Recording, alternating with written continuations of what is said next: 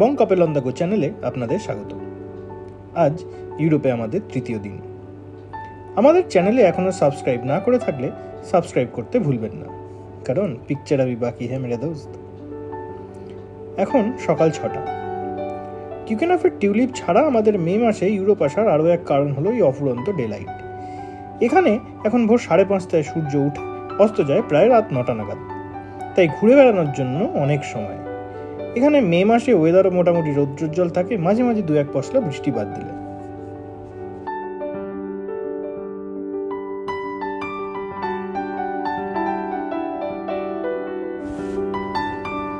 আজ আমরা যাব আমস্টারডামে মিউজিয়াম ঘুরে দেখতে।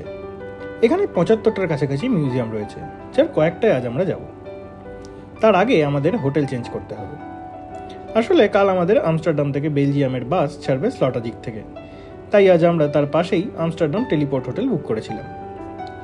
বাস ছাড়বে কাল সকাল 7টায়, আর বাস স্ট্যান্ড হোটেল থেকে 5 মিনিটের হাঁটা পথ।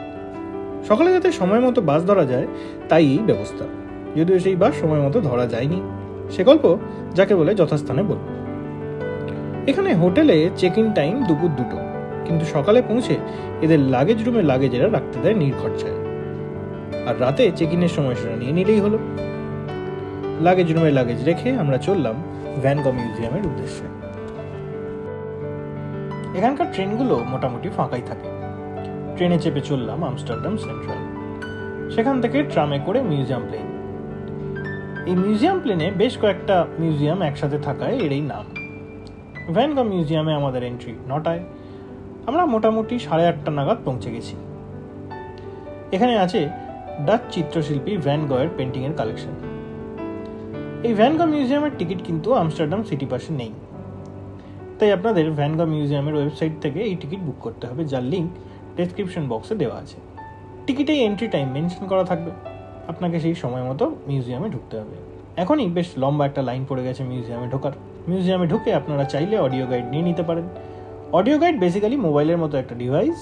মিউজিয়ামে ছবির সামনে গিয়ে ছবির নম্বর অডিও গাইডে সিলেক্ট করলে সেটা সম্বন্ধে বেশ কিছু তথ্য আপনি পেয়ে যাবেন। আমরা এগোলাম ভ্যান গর জগতে হারিয়ে যেতে। প্রসঙ্গত উল্লেখ্য, ভ্যান গর আঁকা বিখ্যাত ছবি দ্য স্টারি নাইট কিন্তু এই মিউজিয়ামে নেই, সেটা আছে নিউ ইয়র্কে। এখানে ব্যাগেজ রাখার ব্যবস্থাটি বেশ। সকালে ব্যাগ রেখে মেশিন জেনারেটেড কুপন নিয়ে নিয়েছিলাম। ফেরার সময় মেশিনে কুপনে থাকা কোড এন্ট্রি করলে এই বক্স ওপেন হয়ে যাবে। আমরা ব্যাগ কালেক্ট করে নিলাম। কোডটি হারালে চিচিংপাক গোছের কিছু বললে দরজা খুলবে কিনা সেটা আমাদের জানা নেই যদিও। বাইরে মকমলের মতো মাঠ। আজ বৃষ্টি বাদলা নেই, ঝকঝকে ওয়েদার। মাঠে 2 কচিকাচাকে ফুটবল নিয়ে ব্যস্ত থাকতে দেখলাম। এরাই হয়তো বড় হয়ে রবেন বা নিস্তেলরুই হবে। অনেকক্ষণ পর জলের একটা ব্যবস্থা করা গেল। আসলে এখানে এসে শুনেছিলাম রাস্তায় এরকম অনেক জলের ট্যাপ রয়েছে যেখান থেকে খাবার জল পাওয়া যায়, তাই বেশি বটল ক্যারি করিনি। বাট বেরিয়ে থেকে এর দেখা এই প্রথম পেলাম। আর কিছুক্ষণ হলে কাউকে আমাকে জিজ্ঞেস করতেই হতো, একটু জল পাই কোথায় বলতে পারেন? প্যাকেজ ড্রিঙ্কিং ওয়াটারের কনসেপ্ট এদেশে নেই। এরপর আমরা এসে গেছি স্টেডলিক মিউজিয়ামে। এটা একটা মডার্ন আর্ট মিউজিয়াম। ছবির মাথামুন্ডু না বুঝলেও দেখতে ভালোই লাগলো। বেশিরভাগই অ্যাবস্ট্রাক্ট আর্ট। এখানে মোটামুটি মিনিট 20 কাটিয়ে আমরা পাশের মোকো মিউজিয়ামে চলে এলাম। এটা আরেকটা মডার্ন আর্ট মিউজিয়াম। এই দুটো মিউজিয়ামের টিকিটই আমস্টারডাম সিটি পাসে ছিল, তাই আর টিকিট কাটার ঝক্কি পোহাতে হয়নি। এখানে আরও কিছু অদ্ভুত পেন্টিংস দেখে আমরা চলে এলাম বাইরে। হটডগ দিয়ে ব্রেকফাস্ট করে পা বাড়ালাম আমস্টারডামের সব থেকে বিখ্যাত রিক্স মিউজিয়ামের দিকে। রিক্সের টিকিট যদিও সিটি পাসে ছিল, কিন্তু আমরা স্লট বুক করতে ভুলে যাওয়ায় আলাদা করে টিকিট কাটতে হয়েছিল, যা মোটামুটি পার হেড 25 ইউরো করে খরচ। রিক্স মিউজিয়াম নেদারল্যান্ডসের জাতীয় মিউজিয়াম। মূলত ডাচ আর্ট ও হিস্ট্রি দিয়ে সাজানো এই মিউজিয়ামে 8000-এরও বেশি আর্ট ও আর্টিফ্যাক্টস রয়েছে। রিক্স মিউজিয়ামের ছবিতে মোহিত হয়ে আমরা একের পর এক প্রদর্শনী ঘুরে দেখতে লাগলাম। পুরো রিক্স মিউজিয়াম হয়তো গোটা দিন ঘুরেও ভালোভাবে দেখা সম্ভব নয়, তাও যা দেখলাম তা এক কথায় অসাধারণ।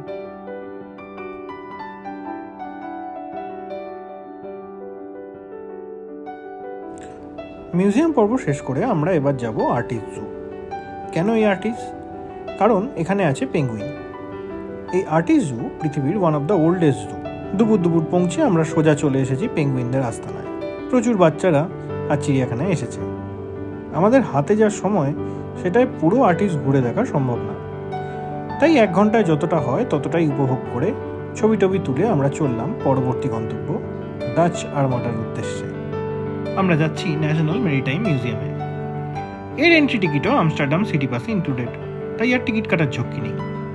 মেরিটাইম মিউজিয়াম আর্টিস জু থেকে 10 মিনিটের হাঁটা পথ। ইউরোপে আমাদের হেঁটেই বেশ কিছু টুরিস্ট স্পট কভার করতে হবে। এখন ওয়েদার ভালো, বৃষ্টি নেই, তাই হাঁটাহাঁটি মন্দ লাগছিল না। গুগল ম্যাপের দৌড়াতে মিনিট 10 পর আমরা পৌঁছে গেলাম মেরিটাইম মিউজিয়ামে। এই মিউজিয়াম মূলত ডাচ নৌবহরের জীবন্ত ইতিহাসের সাক্ষ্য বহন করে চলেছে। এই মিউজিয়ামের ঠিক বাইরে ডক করা আছে 8শ শতাব্দীর জাহাজ ইস্ট ইন্ডিয়ামান আমস্টারডাম জাহাজের রেপ্লিকা। তৎকালীন আর্টিফ্যাক্টস, জাহাজের মডেল, প্রচুর ছবি ইত্যাদি দিয়ে সাজানো এই মিউজিয়াম। হঠাৎ আমরা যেন পিছিয়ে গেলাম 200 বছর, 8শ শতকে। যদিও এটা রেপ্লিকা, তবুও কিছু প্রশ্নের উত্তর পেতে আমরা ঢুকলাম ভেতরে। কেমন ছিল 7শ কিংবা 8শ শতকের ভয়েজ? মাসখানেকের সমুদ্রযাত্রায় নাবিক মাঝিমাল্লাদের থাকার ঘর, খাবার দাবার, আসবাবপত্র সবকিছুর এক জীবন্ত ছবি হয়ে আমাদের সামনে রয়েছে জাহাজের ঘরগুলো। আসল ইস্ট ইন্ডিয়ামান জাহাজ তৈরি হয় 8শ শতকে ডাচ ইস্ট ইন্ডিয়া কোম্পানির জন্য। তারা এশিয়ার ব্যবসার কাজে এই জাহাজ ব্যবহার করত। তার সাথে থাকতো যুদ্ধাস্ত্র, সমুদ্রপথে পাইরেটসদের বাধা বিপত্তি এড়ানোর জন্য। হঠাৎ যদি ব্ল্যাক পার্লের মতো কোনো জাহাজ উদয় হতো যাত্রাপথে, তখন হয়তো এইসব কামান বন্দুক কাজে আসতো। এই সমস্ত ঘরে থাকতো জাহাজের নাবিকেরা, ছোট্ট কেবিন। এগুলোকে এক্সিকিউটিভ কেবিন বলা যেতে পারে। আর রয়েছে অফিস ঘর, ভিউইং রুম ইত্যাদি। এটা জাহাজের ডাইনিং রুম আর স্টোর রুমও বটে, যাতে কাঠের পিপিতে বোঝাই থাকতো অনন্ত সমুদ্রযাত্রার রসদ। এত কিছু দেখে মাথার মধ্যে যদিও ঘুরছে পাইরেটস অফ ক্যারিবিয়ানের ক্যাপ্টেন জ্যাক স্প্যারোর মুখ। হাতে পিস্তল, মাথায় টুপি, স্যাভি। ঘুরতে মনে হলো ক্যাপ্টেন জ্যাক স্প্যারো ঠিকই বলেছে, not all treasure is silver and gold mate. সমুদ্রযাত্রা শেষে লাগেজ কালেক্ট করে আমরা চলে এসেছি রাস্তায়। গন্তব্য ড্যাম স্কোয়ার। হার্ট অফ আমস্টারডামে অবস্থিত এই Dam Square, royal palace of Amsterdam, national monument Madame Tussauds দিয়ে ঘেরা এই ড্যাম স্কোয়ার এক জমজমাট পরিবেশ বলা যায়। এখানে ছবি তুলে আমরা চললাম আমস্টারডামে ক্যানেল ক্রুজের পথে। আমস্টারডামের ক্যানাল যাকে বলে defining features of the city. গোটা শহরে মোটামুটি 100 কিলোমিটারের বেশি ক্যানাল রয়েছে। এই UNESCO world heritage site originally তৈরি হয়েছিল ডিফেন্স আর যাতায়াতের জন্য, কিন্তু এখন যাতায়াতের মাধ্যমের পাশাপাশি আমস্টারডামের অন্যতম ট্যুরিস্ট অ্যাট্রাকশন এই ক্যানাল। 45 মিনিটের আমাদের ক্যানাল ক্রুজ।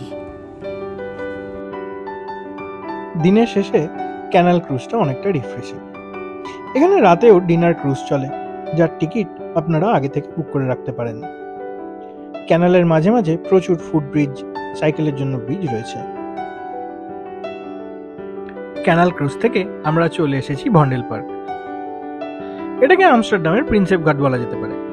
বেসিক্যালি আমস্টারডামের মধ্যে 120 একর জায়গা নিয়ে এই পার্ক। ওপেন এয়ার থিয়েটার, খেলার মাঠ, অনেক খাবারের স্টল নিয়ে ভন্ডেল পার্ক। এটাকে বিকালের আড্ডার জায়গা বলা যায়।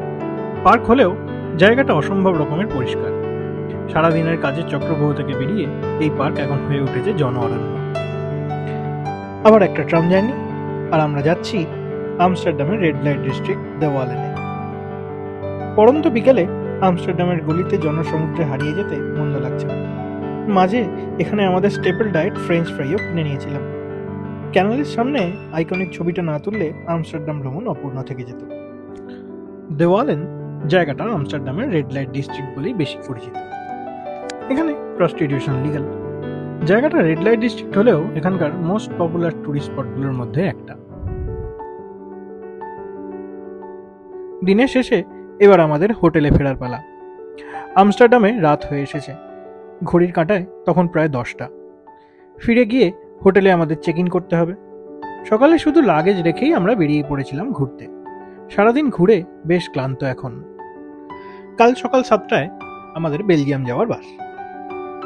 দেখা হচ্ছে পরের ভিডিওয়ে বেলজিয়ামে।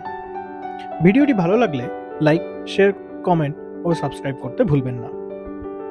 বঙ্কাবেলন্দা গৌড় এখনো অনেক যাত্রা বাকি। শুভরাত্রি।